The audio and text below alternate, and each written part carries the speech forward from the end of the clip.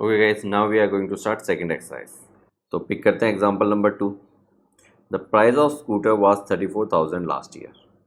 It has increased by 20% this year. What is the price now? Price 34,000 थी और 20% उसका increase हो गया. 20% किसका? जो पहले प्राइस थी उसी पे तो इंक्रीज होगा. तो 20% का मतलब 20% यानी 20/100. ऑफ का मतलब मल्टीप्लाई विथ वॉट? 34,000. तो जब मैंने इसको सॉल्व किया तो मुझे मिला 6,800. तो ये इंक्रीज इन अमाउंट यानी कितना प्राइस इंक्रीज हुआ वो है ये. तो अब नई प्राइस क्या होगी? जो पहले वाली प्राइस थी उसमें 6,800 इंक्रीज हो गया यानी 34,000 में मैं 6,800 ऐड करूँगा तो मुझे मिला 40,800. So this will be my new price. Okay, example number 3 देखिए. An item is mark 840 is sold for 714. What is the discount and discount percentage? तो देखिए, एक आइटम था उसके ऊपर 840 का प्राइस टैग लगा हुआ था. आपको शॉपकीपर ने कुछ डिस्काउंट दिया और आपने उसको 714 रुपीज़ पे किया. तो इतने का तो अमाउंट मार्क था तो इसको अपन बोलते हैं मार्क प्राइस. इतने में उसने आपको सेल किया, ठीक है, तो ये है सेल प्राइस. तो डिस्काउंट कितना हुआ? जो मार्क प्राइस में से अगर मैं सेल प्राइस सब्ट्रैक्ट कर दूंगा तो कितना मैंने उसको कम पे किया वही मेरा डिस्काउंट है. तो 840 में से 714 मुझे सब्ट्रैक्ट करना पड़ेगा तो मुझे मिला 126 यानी उसने मुझे 126 रुपीज़ का डिस्काउंट दिया. अब डिस्काउंट परसेंट भी निकालना है मुझे. तो देखिए 126 रुपीज़ का डिस्काउंट किसके ऊपर? मार्क प्राइस के ऊपर. क्योंकि जैसे जैसे डिस्काउंट बढ़ेगा सेल प्राइस तो चेंज हो सकती है. डिस्काउंट कम होगा तो सेल प्राइस ज़्यादा हो जाएगी, डिस्काउंट ज़्यादा होगा तो सेल प्राइस कम हो जाएगी, बट मार्क प्राइस फिक्स्ड है. तो डिस्काउंट किसके ऊपर होगा? मार्क प्राइस पे. तो 126 अपॉन 840 क्योंकि 840 पे उसने मुझे 126 रुपीज़ का डिस्काउंट दिया. अब इस फ्रैक्शन को मुझे परसेंट में कन्वर्ट करना है तो मैंने आपको बताया था 100 से मल्टीप्लाई कर दीजिए और परसेंट का साइन लगा दीजिए. तो इसको अब आप सॉल्व करेंगे तो आपको मिलेगा 15%. क्लियर है? तो इस तरह से मैंने डिस्काउंट को परसेंट में कन्वर्ट कर लिया. ओके, अब पे करते हैं example number 4. The list price of frock is 220. List price and mark price one and the same thing. ठीक है, तो ये लिस्ट प्राइस बोल रहा है यानी मार्क प्राइस की बात कर रहा है यानी उस फ्रॉक पे 220 रुपीज़ का टैग लगा हुआ है. उसके बाद अ discount of 20% is announced on sale. तो 20% का डिस्काउंट अनाउंस हो गया उसके ऊपर यानी जो भी प्राइस है उसके ऊपर 20% आपको ऑफ मिलेगा. तो what is the amount of discount and it's sale price. तो देखिए 20% का डिस्काउंट मिलेगा मुझे. किसके ऊपर मिलेगा? जो मेरी मार्क प्राइस है उसके ऊपर मिलेगा यानी 20% ऑफ 220. तो 20% ऑफ 220 यानी 20% यानी 20/100. ऑफ का मतलब मल्टीप्लाई ऑफ 220 यानी 220 से मल्टीप्लाई. तो जब मैंने इसको सॉल्व किया तो मुझे मिला 44 रुपीज़ यानी मुझे 44 रुपीज़ का डिस्काउंट मिला. अब 220 में अगर मुझे 44 रुपीज़ का डिस्काउंट मिला यानी 44 रुपीज़ मुझे कम पे करने हैं तो 220 में से अगर मैं 44 सब्ट्रैक्ट करता हूँ तो मुझे मिलेगा 176. तो ये है मेरी सेल प्राइस. तो मैंने डिस्काउंट भी निकाल दिया और सेल प्राइस भी निकाल दी. ओके, अब पे करते हैं example number 5. Cost price, sale price, profit, loss. इनको ऐसे फॉर्मूला आप याद करेंगे तो हमेशा कंफ्यूज रहेंगे और कभी समझ में भी नहीं आएगा. इनको रियल लाइफ से कनेक्ट करके समझने की कोशिश कीजिए तो आपको फॉर्मूला कभी याद करने की ज़रूरत ही नहीं पड़ेगी. तो let's see. Sohan bot A second hand refrigerator for 2,500. तो सोहन की जगह आप अपने आप को अज्यूम कीजिए कि आपने इतने रुपीज़ में रेफ्रिजरेटर ख़रीदा और फिर 500 रुपये उसके रिपेयरिंग में खर्च कर दिए और जब सब कुछ हो गया तो उसको आपने 3,300 में बेच दिया. तो अब बताइए आपको प्रॉफिट हुआ कि लॉस हुआ? देखिए 2,500 में आपने ख़रीदा, 500 आपको उसके रिपेयरिंग के लग गए. तो आपको टोटल जो कॉस्ट पड़ी उसकी जो आपको अपनी पॉकेट से पे करना पड़ा वो इन दोनों को सम करके होगा. तो इन दोनों को सम किया तो मुझे मिला 3,000 यानी ये आपकी पॉकेट से लगा है यानी ये कॉस्ट प्राइस है. ये आपको इतने का पड़ा है. अब आपने उसको सेल किया. कितने में सेल किया? 3,300 में यानी इतने में बेचा. अब ज़रा सोचिए 3,000 में ख़रीदा है कोई चीज़ और 3,300 में बेच दिया तो प्रॉफिट हुआ कि लॉस हुआ? कम में खरीद के ज़्यादा में बेचा है तो डेफिनेटली प्रॉफिट हुआ.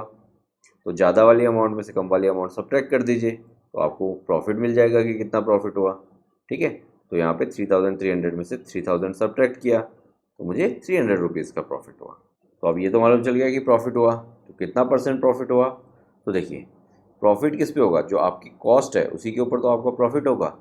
तो आपकी कॉस्ट क्या है 3000, तो 300 अपॉन 3000, 300 का प्रॉफिट किसके ऊपर, 3000 के ऊपर।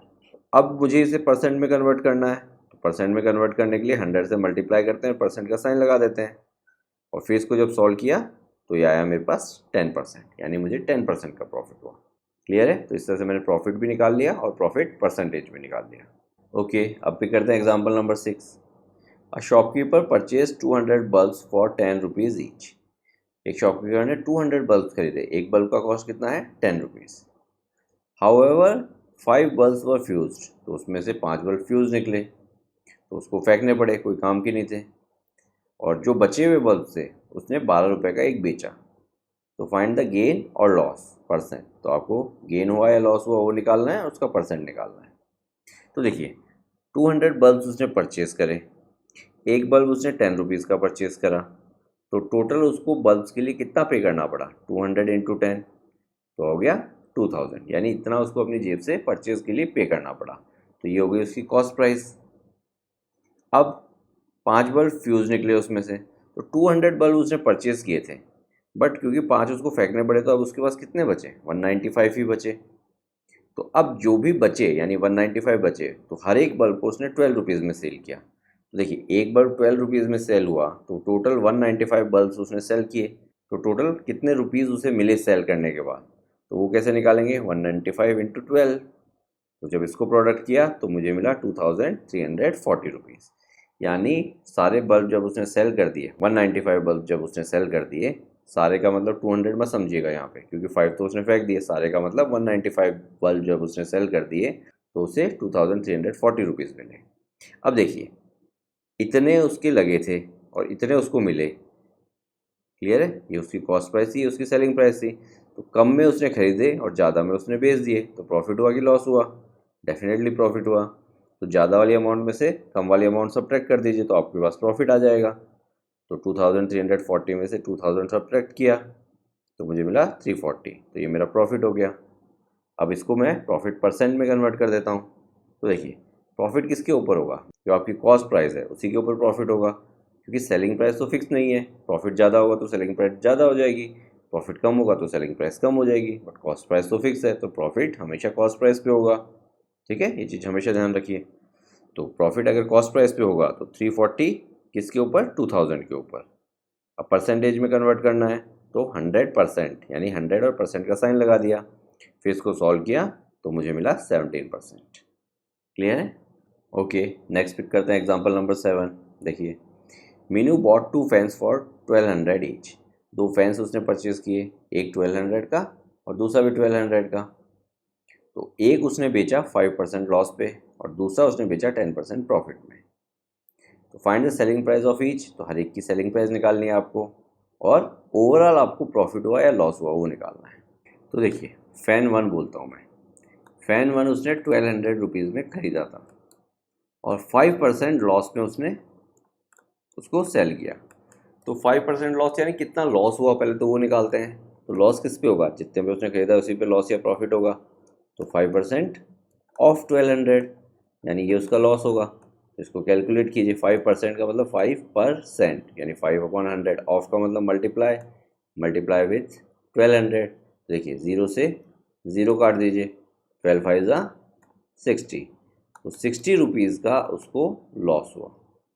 अब एक चीज़ बताइए, 1200 में मैंने कोई चीज़ खरीदी, 60 रुपीज़ का उस पर मैंने उसको लॉस करके सेल कर दिया, यानी 1200 में से अगर मैं 60 सब्ट्रैक्ट कर दूं तो कितने में मैंने बेचा वो मुझे मालूम चल जाएगा। तो ये आएगा 1140। ठीक है, तो 1200 में मैंने खरीदा और 1140 रुपीज़ में मैंने उसको सेल कर दिया। यहाँ पे भी देखिए 1140 आया है, तरीका दूसरा है बट वैल्यू सेम है।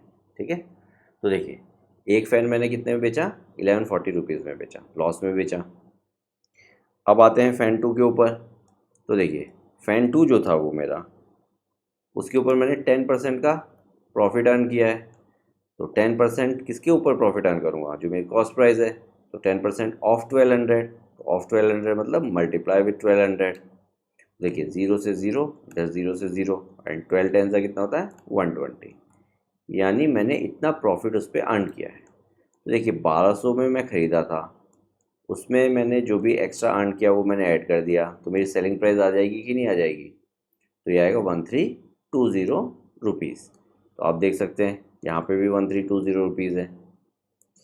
अब एक चीज़ मुझे ये बताइए, दोनों फ़ैन की मेरे पास सेलिंग प्राइस अवेलेबल है। एक फ़ैन मैंने इतने में बेचा, दूसरा फ़ैन इतने में बेचा, तो इन दोनों को अगर मैं ऐड कर दूँ तो मेरे पास टोटल सेलिंग प्राइस आ जाएगी।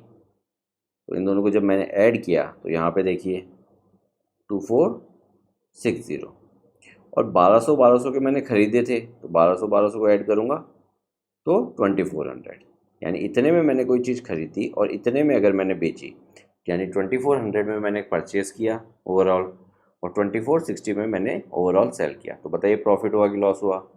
क्योंकि जितने में मैंने ख़रीदा था उससे ज़्यादा में बेचा है, तो डेफिनेटली प्रॉफिट हुआ। तो ज़्यादा वाली अमाउंट में से कम वाली, या फिर ऐसे बोलिए सेलिंग प्राइस में से कॉस्ट प्राइस सब्ट्रैक्ट कर दीजिए, तो आपको मिलेगा 60 रुपीज़। तो ये मेरा प्रॉफिट है। तो यहाँ पे सिर्फ प्रॉफिट एंड लॉस पूछा है।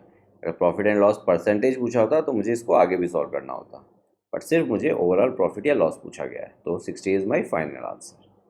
और इसके अलावा क्या पूछा था? Selling price of each fan, वो मैं ऑलरेडी निकाल चुका था। ओके, अब पिक करते हैं example number 8। Find sales tax. The cost of pair of roller skates at a shop is 450। The sales tax charge was 5%। Find the bill amount. तो देखिए, अपन कोई भी चीज़ परचेज़ करते हैं तो उसके ऊपर जो एक्स्ट्रा अमाउंट अपने को एज ए टैक्स पे करना पड़ता है वो होता है सेल्स टैक्स। तो देखिए 450 मेरी क्या है, उसके ऊपर प्राइस मार्क है, इसका 5% मुझे एज ए टैक्स पे करना है, यानी एक्स्ट्रा पे करना है।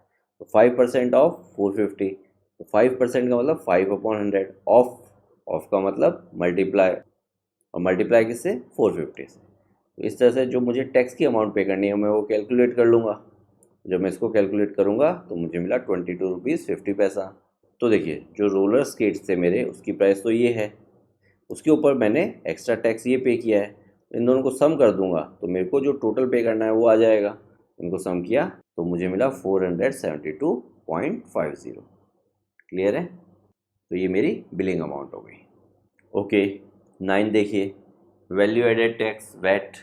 आई डाउट अगर आपने वैट के बारे में सुना है तो ठीक, अगर नहीं मालूम है आपको तो आप जस्ट इतना समझिए ये भी एक टैक्स है। और कोई भी जो टैक्स होता है वो जो भी अमाउंट होती है उसके ऊपर एडिशनल कॉस्ट होती है जो अपने को पे करनी होती है। ठीक है?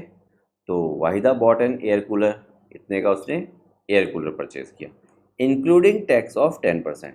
यानी ये जो उसने अमाउंट पे किया इसमें जो टैक्स वाला अमाउंट था वो इंक्लूडेड है, यानी टैक्स वाला अमाउंट ऐड करके उसने इतना पे किया है। ठीक है? तो आपको प्राइस फाइंड करनी है किस चीज़ की? बिफोर वैट वाज एडेड, यानी वैट ऐड करने से पहले उसकी प्राइस क्या थी। तो देखिए वैट से पहले की प्राइस में एक्स रुपीज़ मान लेता हूँ। अब जो वैट लगेगा वो इस एक्स के ऊपर लगेगा, 10% ऑफ दिस एक्स। क्यों? क्योंकि ये मेरी बेस प्राइस है और इस बेस प्राइस पे मैं टैक्स पे करूँगा। तो टैक्स यानी वैट मेरा कितना है? 10%, 10% ऑफ एक्स। तो जनरली बच्चे गलती क्या करते हैं, 10% ऑफ 3300, ये मेरी टैक्स ऐड करने के बाद प्राइस है। टैक्स ऐड करने से पहले प्राइस एक्स है, इसके ऊपर मैं टैक्स दूंगा। कितना टैक्स दूंगा? 10% ऑफ दिस। तो 10% ऑफ दिस क्या होगा? 10/100। ऑफ का मतलब मल्टीप्लाई, मल्टीप्लाई विथ एक्स। देखिए एक ज़ीरो से एक ज़ीरो काट दीजिए, तो ये हो जाएगा x/10। अब ये मेरा आंसर नहीं है अभी, ये मेरा जस्ट टैक्स है।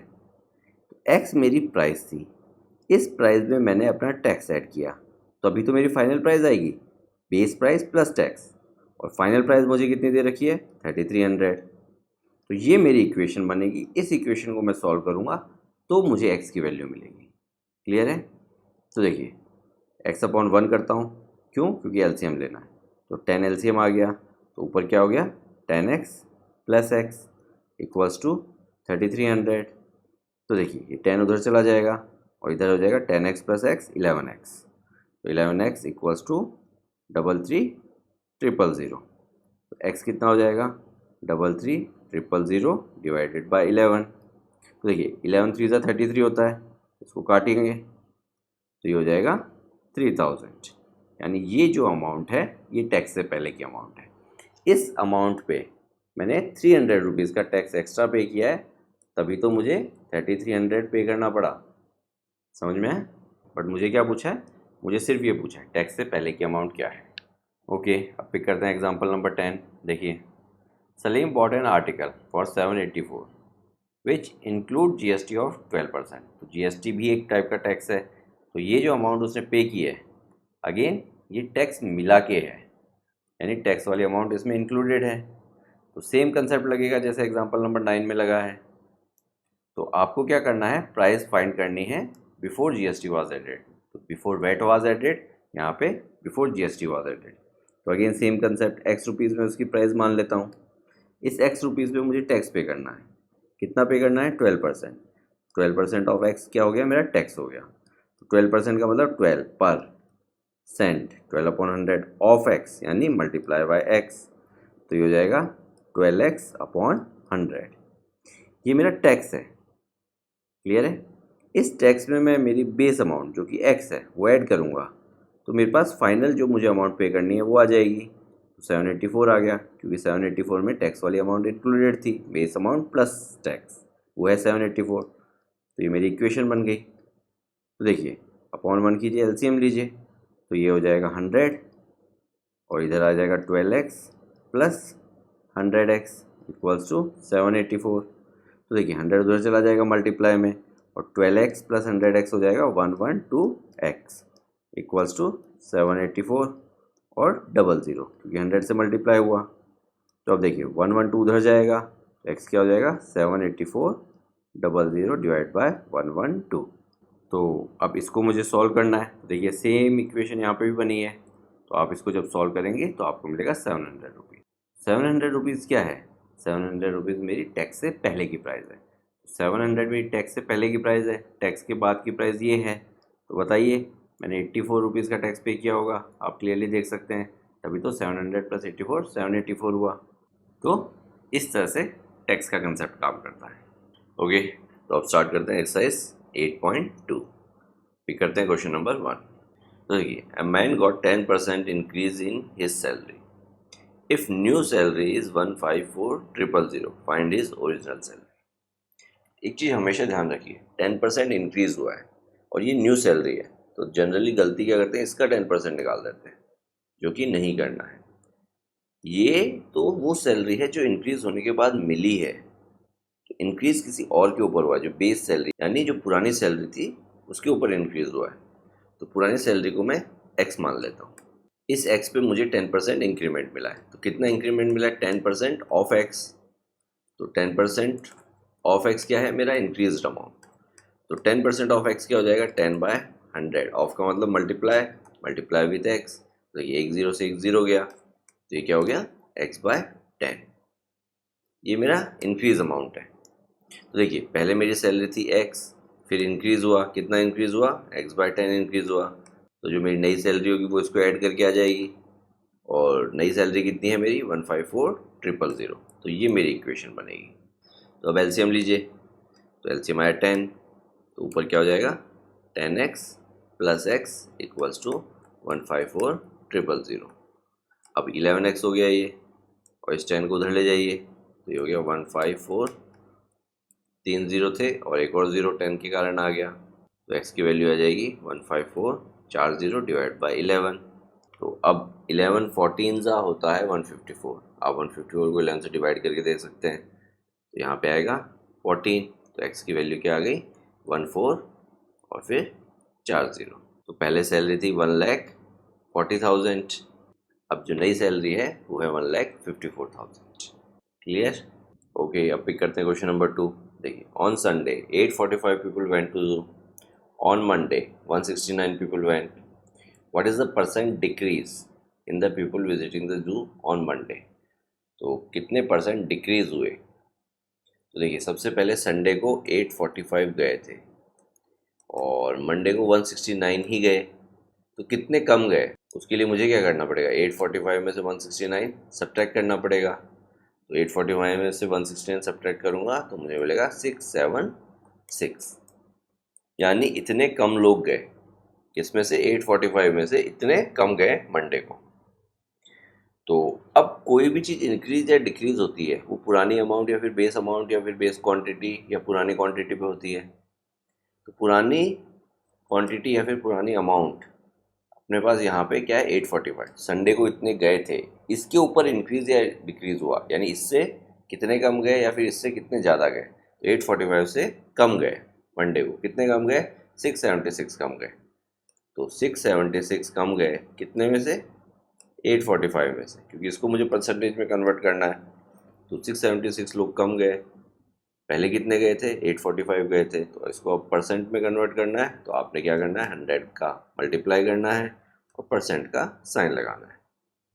अब जस्ट इसको आपको सॉल्व करना है, तो आप इसको काटेंगे, 13 की टेबल में दोनों आते हैं, तो 676 को 13 से डिवाइड करेंगे तो आपको मिलेगा 52, इसको जब 13 से डिवाइड करेंगे तो आपको मिलेगा 65। तो ये हो गया 52/65 इंटू 100%। अभी आगे भी कटेगा, 13 की टेबल में 52 और 65 दोनों आते हैं, 13 4 होता है 52 और 13 5 होता है 65। तो ये हो गया 4/5 इंटू 100%। अब देखिए इस 5 से इस 100 को काट दीजिए, तो यहाँ पे आ गया 20 एंड 24 कितना होगा 80। मेरा आंसर क्या हो गया 80%, यानी 80% लोग कम गए थे मंडे को कंपेयर टू संडे। तो डिक्रीज परसेंट हुआ मेरा 80%। क्वेश्चन नंबर 3 देखिए, a shopkeeper buys 80 articles for 2400। उसने 80 आर्टिकल्स खरीदे, कितने में खरीदे 2400 रुपीज़ में खरीदे, and sells them for a profit of 16%, और उनको 16% प्रॉफिट में उसने सेल किया। तो find the selling price of one article. तो आपको एक आर्टिकल की सेलिंग प्राइस फाइंड करनी है। तो देखिए सबसे पहले मैं एक आर्टिकल की कॉस्ट प्राइस फाइंड करता हूँ। तो देखिए 80 आर्टिकल्स 2400 के मैंने परचेज़ किए हैं, तो वन आर्टिकल कितने का होगा 24 डिवाइड बाय 80। तो 0 से 0 गया एंड 8 सीधा होता है 24, तो ये कितना आ गया 30, यानी 30 रुपीज़ का एक आर्टिकल था मेरे पास। तो 80 आर्टिकल्स 2400 के थे, तो डिवाइड बाई 80 बोथ साइड कर दिया, तो इससे मुझे 30 रुपीज़ मिले, यानी एक आर्टिकल की प्राइस मिल गई मुझे।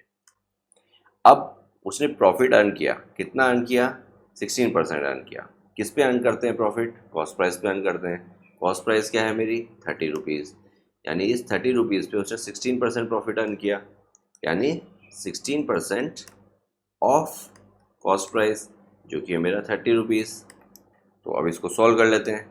तो 16% मतलब 16/100 इंटू 30, तो 0 से 0 काटिए एंड 16 सीधा होता है 48, तो ये हो जाएगा 48/10, तो ये हो गया 4.8, यानी 4.8 रुपीज़ का उसने प्रॉफिट अर्न किया।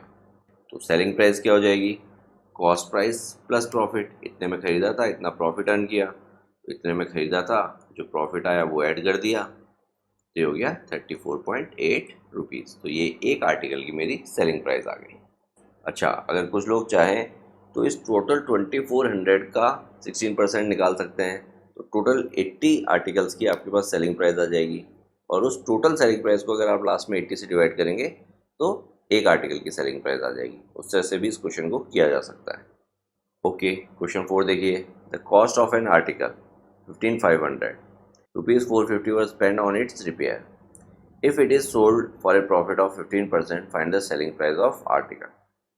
तो देखिए एक आर्टिकल है जिसकी कॉस्ट प्राइस क्या है 15,500, अब उसकी कुछ रिपेयरिंग कॉस्ट भी आई, तो वो भी मुझे बियर करनी है, तो रिपेयरिंग कॉस्ट इसमें ऐड कर देंगे, तो टोटल कॉस्ट कितनी हो गई 15,950, यानी आर्टिकल की जो कॉस्ट मुझे पड़ी, क्योंकि रिपेयरिंग की कॉस्ट भी तो मैंने अपनी जेब से दी है, 15,500 का तो उसका कॉस्ट प्राइस था और ये उसका रिपेयरिंग चार्ज लग गया, तो टोटल कॉस्ट प्राइस या फिर नेट कॉस्ट प्राइस या फिर फाइनल कॉस्ट प्राइस ये हो गई मेरी।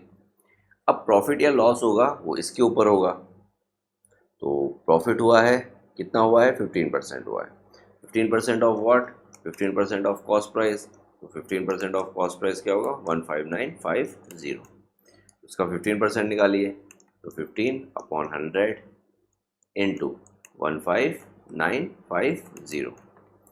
अब देखिए एक ज़ीरो से एक ज़ीरो को काट दीजिए और उसके बाद इन दोनों को मल्टीप्लाई कर लीजिए, तो जब आप इनको मल्टीप्लाई करेंगे तो आपको मिलेगा 23925 और डिवाइड बाय 10 करेंगे तो आपके पास आएगा 2392.5, यानी ये मेरा प्रॉफिट है 2392.5।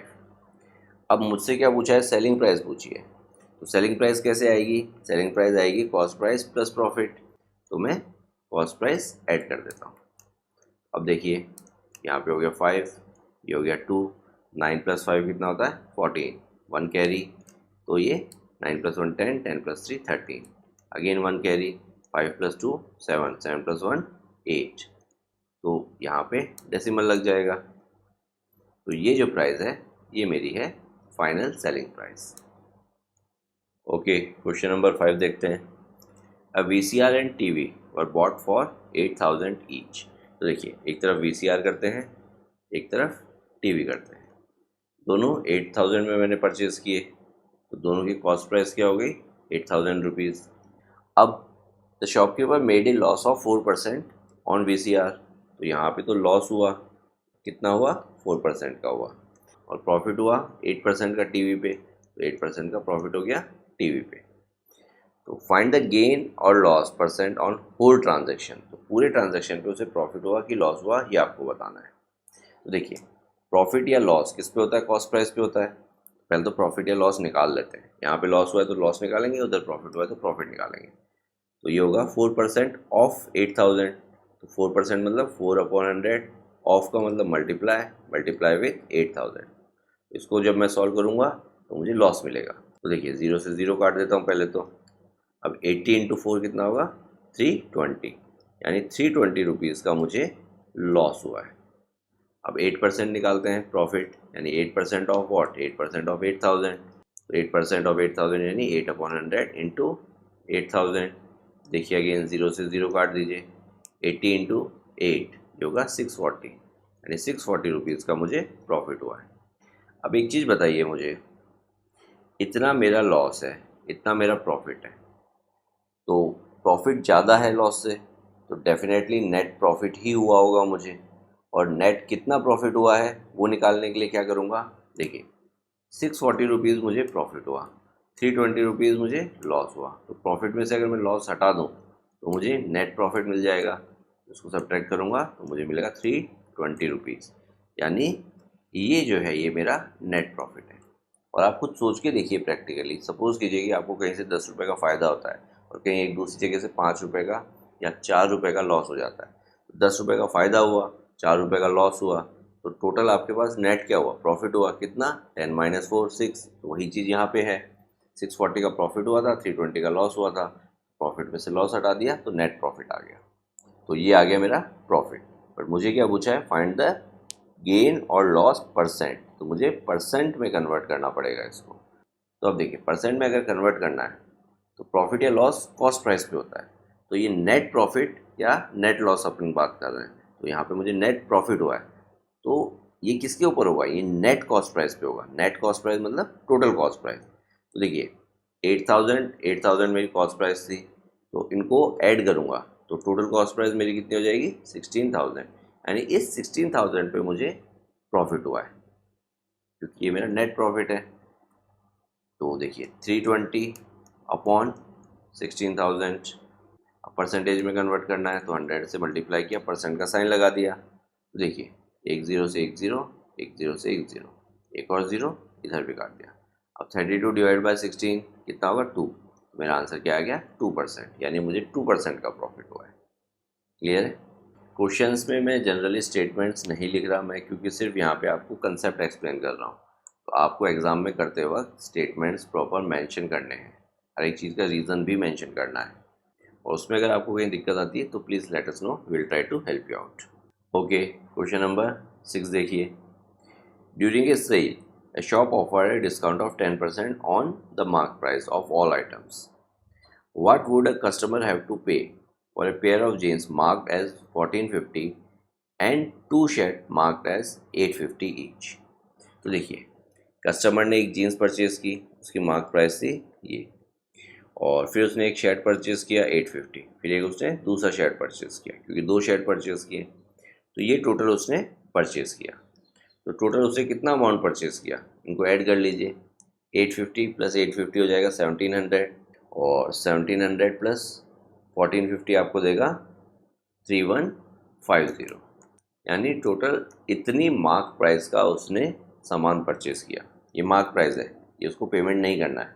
क्यों? क्योंकि इस मार्क प्राइस पे उसको डिस्काउंट मिलेगा। कितना डिस्काउंट मिलेगा? 10%, यानी 10% ऑफ 3150, ये उसे डिस्काउंट मिलेगा। इसको सॉल्व करते हैं। 10% यानी 10/100, ऑफ का मतलब मल्टीप्लाई 3150। अब देखिए, एक ज़ीरो से एक ज़ीरो काटिए, एक ज़ीरो से एक ज़ीरो काटिए, तो ये कितना आ गया? 315 रुपीज़, यानी उसे इतना डिस्काउंट मिलेगा। अब एक बात बताइए, टोटल मार्क प्राइस ये थी, उसमें से उसको इतना डिस्काउंट मिल गया 315 का, सब्ट्रैक्ट कर देंगे तो जो उसको पे करना है वो अमाउंट आएगा कि नहीं आएगा?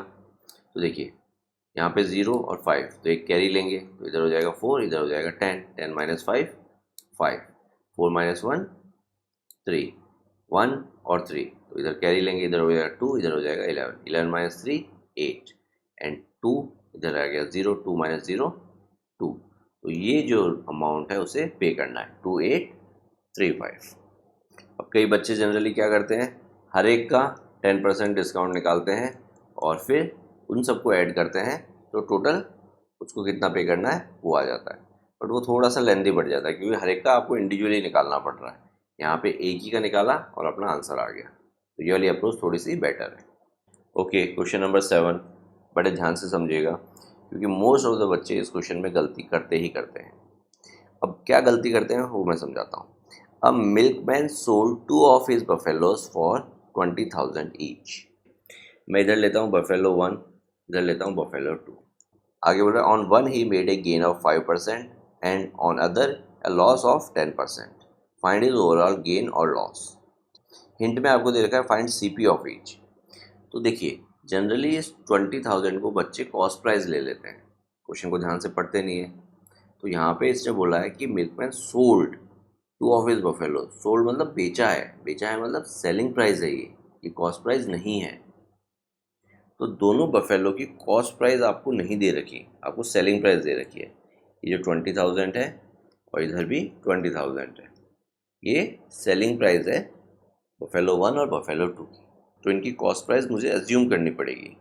इसकी कॉस्ट प्राइस मैं एक्स मान लेता हूँ, एक्स रुपीज़, ठीक है। इसकी कॉस्ट प्राइस मैं वाई रुपीज़ मान लेता हूँ। तो अब प्रॉफिट या लॉस जो भी होता है वो कॉस्ट प्राइस पे होता है, क्योंकि सेलिंग प्राइस तो वेरी कर सकती है, कॉस्ट प्राइस फिक्स है। अगर एक्स मेरी कॉस्ट प्राइस है, तो अगर प्रॉफिट ज़्यादा होगा तो सेलिंग प्राइस ज़्यादा हो जाएगी, प्रॉफिट कम होगा तो सेलिंग प्राइस कम हो जाएगी, बट कॉस्ट प्राइस तो फिक्स रहेगी। तो हमेशा ध्यान रखिए, प्रॉफिट या लॉस जो भी होता है वो कॉस्ट प्राइस पे होता है। अब 5% का गेन हुआ एक पे, तो यहाँ वाला केस में गेन मान लेता हूँ, ठीक है। ये वाला गेन यानी 5% का गेन। और दूसरे पे मुझे लॉस हुआ, कितना लॉस हुआ? 10% का, तो इसको मैं लॉस वाला केस मान लेता हूँ।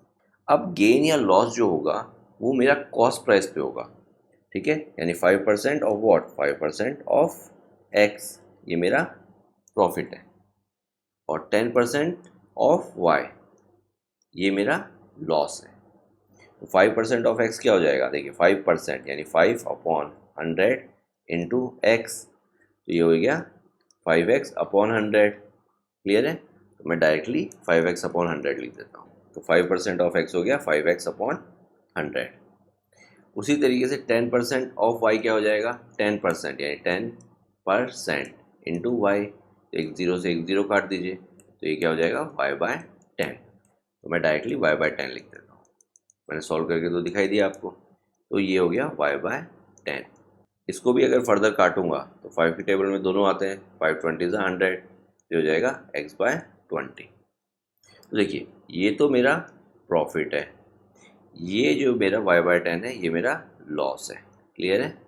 अब जो सेलिंग प्राइस आती है, कॉस्ट प्राइस में अगर मैं प्रॉफिट ऐड करता हूँ, कोई 10 रुपये की चीज़ थी, मैंने 2 रुपये का प्रॉफिट कमाया, तो 12 रुपये में बेची होगी, और अगर उस पर 3 रुपये का लॉस है तो उस 10 में से मुझे 3 सब्ट्रैक्ट करने पड़ेंगे। तो प्रॉफिट तो ऐड होता है, लॉस सब्ट्रैक्ट होता है। तो अब देखिए, बफेलो 1 पे मुझे x/20 का प्रॉफिट हुआ, तो बफेलो 1 की जो कॉस्ट प्राइस थी वो x थी। अगर कॉस्ट प्राइस में मैं प्रॉफिट ऐड करता हूँ जो कि मेरा x/20 है, तो मुझे सेलिंग प्राइस मिलती है जो कि मेरी 20,000 है। और बफेलो 2 पे मुझे लॉस हुआ, अगर मैं कॉस्ट प्राइस में से लॉस सब्ट्रैक्ट कर देता हूँ तो मुझे सेलिंग प्राइस मिलती है जो कि मेरी 20,000 है। तो ये दो इक्वेशंस बन गई। इन दो इक्वेशंस की हेल्प से मैं एक्स और वाई यानी दोनों बफेलोज की कॉस्ट प्राइस निकालूंगा। तो सबसे पहले बफेलो 1 की कॉस्ट प्राइस निकालते हैं।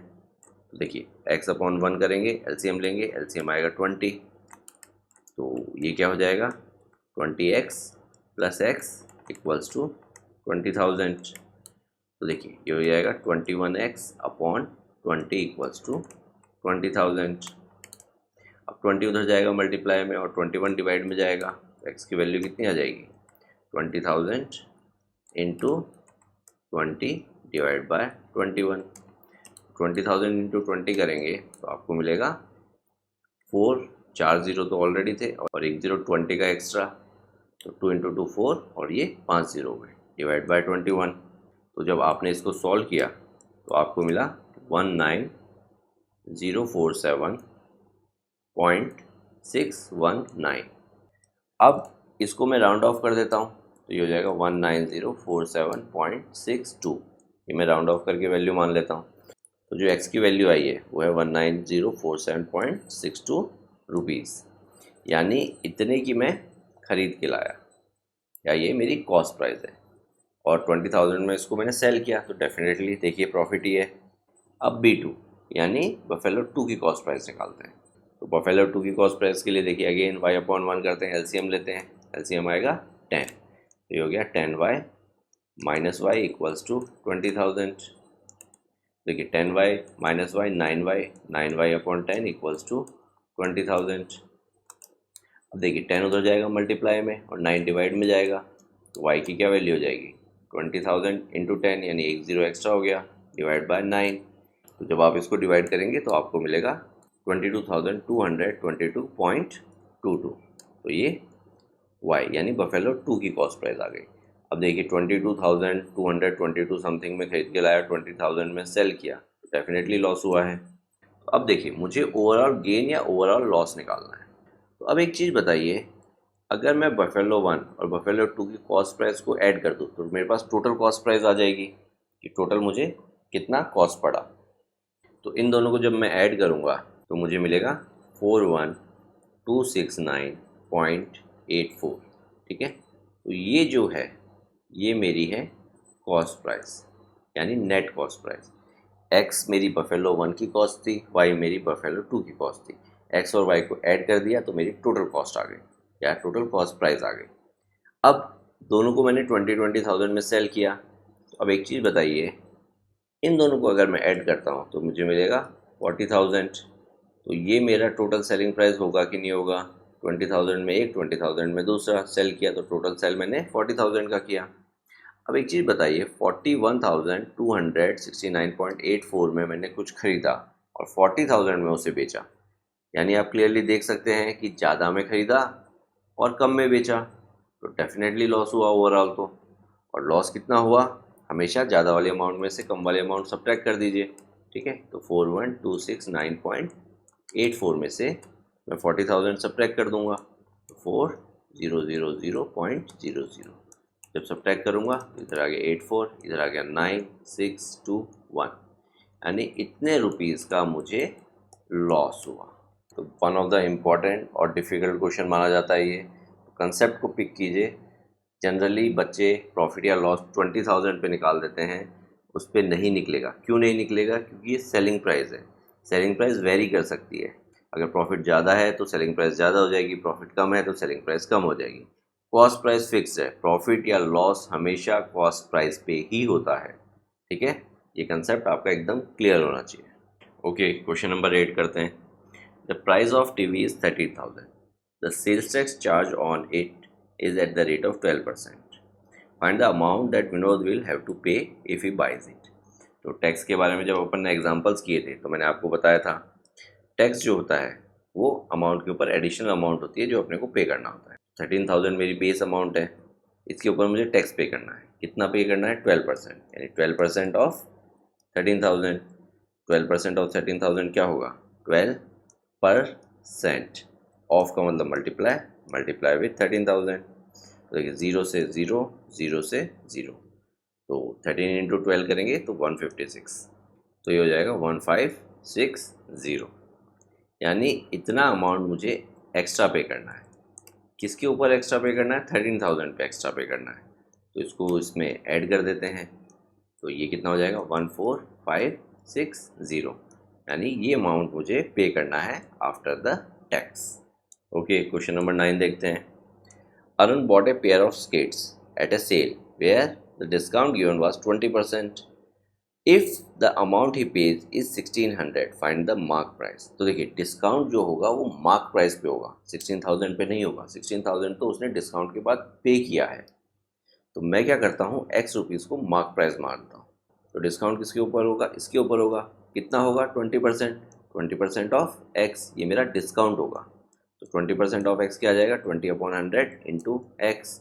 देखिए, 0 से 0, 2 और 10 को काटेंगे तो 5 और इधर 1, तो ये क्या हो गया? x/5, यानी ये मेरा डिस्काउंट है, ये अमाउंट नहीं है। अमाउंट मेरा x है। x अमाउंट में से अगर मैं डिस्काउंट हटा दूँ, सपोज कीजिए 10 रुपीज़ आपका अमाउंट है, उसमें 2 रुपीज़ का आपको डिस्काउंट मिला, तो 10 में से 2 सब्ट्रैक्ट करेंगे आप। तो उसी तरीके से x मेरा अमाउंट है, उसमें से मैं डिस्काउंट सब्ट्रैक्ट कर रहा हूँ, तो मुझे मिला कितना पे करना है, जो कि है 1600। तो ये मेरी इक्वेशन बनेगी। x/1 करके एलसीएम लीजिए, तो 5 ऊपर क्या आ जाएगा? 5x minus x equals to 1600। तो 5x माइनस एक्स क्या आ जाएगा? 4x/5 equals to 1600।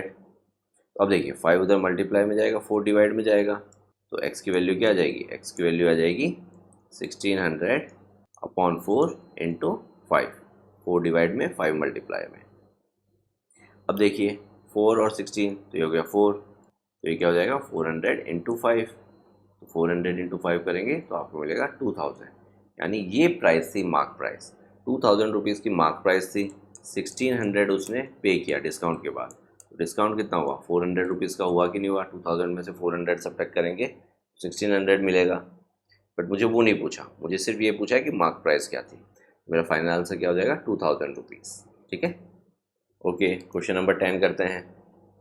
I purchased a hair dryer for 5,400 including 8% VAT. 5,400 including 8% VAT. तो ये जो अमाउंट मैंने पे किया, इसमें मैंने टैक्स ऐड कर चुका हूँ ऑलरेडी, यानी टैक्स से पहले कुछ और प्राइस रही होगी। तो find the price before VAT was added. तो टैक्स से पहले मैं मानता हूँ उसकी प्राइस x रुपीज़ रही होगी। तो टैक्स जो लगेगा इस वाली प्राइस पे लगेगा, 5,400 पे नहीं लगेगा, इसके अंदर टैक्स ऑलरेडी इंक्लूडेड है। तो 8% टैक्स लगा, तो 8% ऑफ x, यानी इतना टैक्स लगा।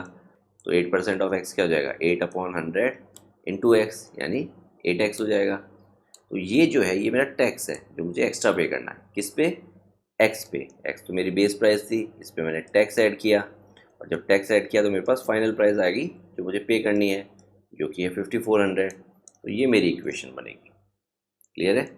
तो अब देखिए, x/1 करते हैं, एलसीएम लेते हैं, तो एलसीएम आ गया 100, तो ये हो जाएगा 100x plus 8x equals to 5,400। 100 को उधर ले जाइए, तो 100x प्लस 8x क्या देगा आपको? 108x, और 100 उधर जाके मल्टीप्लाई हो जाएगा, तो 2 ज़ीरो थे, 2 ज़ीरो और लग गए। अब 108 को उधर ले जाएंगे डिवाइड में, तो 54, और फिर 4 ज़ीरो डिवाइड बाय 108। अब देखिए, 54 टूज़ा होता है 108, 54 इंटू 2 करेंगे तो आपको 108 मिलेगा। तो इधर आ गया 1, इधर आ गया 2, तो ये क्या हो गया? 10,000 डिवाइड बाय 2। तो 10,000 डिवाइड बाय 2 करेंगे तो आपको मिलेगा 5,000। ठीक है, यानी 5,000 मेरी मार्क प्राइस थी। 5,000 पे मैंने कुछ टैक्स ऐड किया, ठीक है, और वो टैक्स ऐड करने के बाद मेरी प्राइस क्या हो गई? 5,400। तो टैक्स कितना रहा होगा? 400 रहा होगा।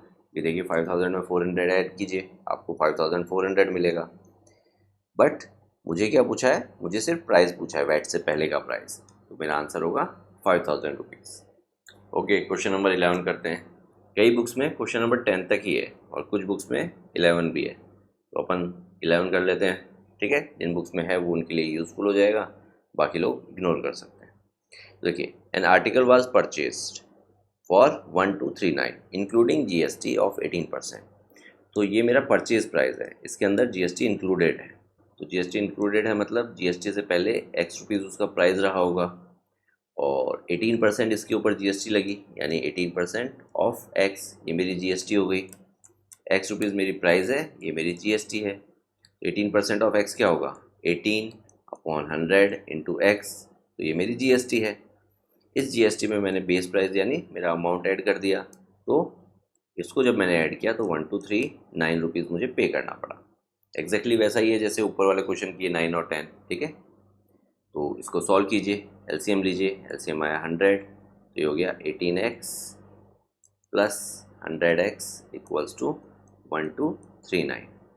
तो देखिए 18x प्लस 100x क्या हो जाएगा, 118x, और इस 100 को उधर ले जाइए तो मल्टीप्लाई हो जाएगा, 123900। x की वैल्यू क्या आ जाएगी, 123900 डिवाइडेड बाय 118। तो आप जब इसको डिवाइड करेंगे तो आपको मिलेगा 1050 रुपीज़। क्लियर है, यानी जीएसटी से पहले ये अमाउंट थी, और वही मुझे पूछा है find the price of the article before GST was added. तो इसी के साथ ये एक्सरसाइज फिनिश होती है। परसेंटेज के ऊपर बेस बहुत अच्छी एक्सरसाइज है, और सारे क्वेश्चंस मैंने परसेंटेज वाले कंसेप्ट से करके बताए हैं, यूनिटरी मेथड से नहीं किए हैं। स्पेशली इन सब क्वेश्चंस को यूनिटरी मेथड से भी किया जा सकता है, बट मुझे लगता है कि ये वाला कंसेप्ट पिक करना ज़्यादा इंपॉर्टेंट है, क्योंकि अगर कहीं पे कुछ कॉम्प्लेक्स या ट्रिकी क्वेश्चन अटकता है, बेसिक कंसेप्ट अगर ये वाला आपका क्लियर है तो आप उस क्वेश्चन को बड़ा इजीली कर सकते हैं, ठीक है। बाकी यूनिटरी मेथड भी गलत नहीं होता है, वो भी आप कर सकते हैं, और उसमें भी अगर आपको कोई डिफ़िकल्टी आती है तो you can discuss with us. और एक्स्ट्रा बुक्स पिक कीजिए, एक्स्ट्रा क्वेश्चंस कीजिए, ठीक है। जितनी ज़्यादा प्रैक्टिस करेंगे उतना ही आपके लिए बेनिफिशियल है, क्योंकि इस टाइप के टॉपिक्स कंपटीशन एग्जाम्स में भी बहुत इंपॉर्टेंट होते हैं।